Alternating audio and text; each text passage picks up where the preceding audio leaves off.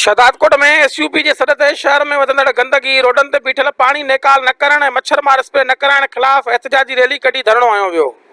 Sindh United party जे सॾ ते शहर में वधंदड़ गंदगी, ताज़ी बरसातुनि खां पोइ रोडनि ते बीठल पाणी खे नेकाल न कराइण ऐं मच्छरमार स्प्रे न कराइण ख़िलाफ़ इदरीस चांडियो, हाकिम मस्तोई, अलहदाद खुश्क, हमल खान खुश्क, आसिफ मक्सी, होश मोहम्मद चांडियो, रमीज़ राजा तुनियो, आसिफ लाशारी, बच्चल बागी, फयाज़ मिर्जत ऐं ॿियनि जी अॻवानी में प्रेस क्लब खां एहतिजाजी रैली कढी कोटूमोटू चौक ते एहतिजाजी मुज़ाहिरो करे धरणो हयो वियो।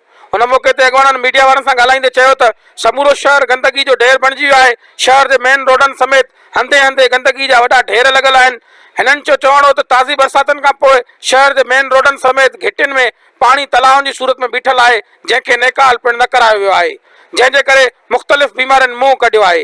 हिननि जो वधीक चवणो त शहर में सफ़ाई न हुजण करे मच्छरनि जो आज़ार वधी वियो आहे, जंहिंजे लाइ मच्छर मार स्प्रे पिणु नथो करायो वञे।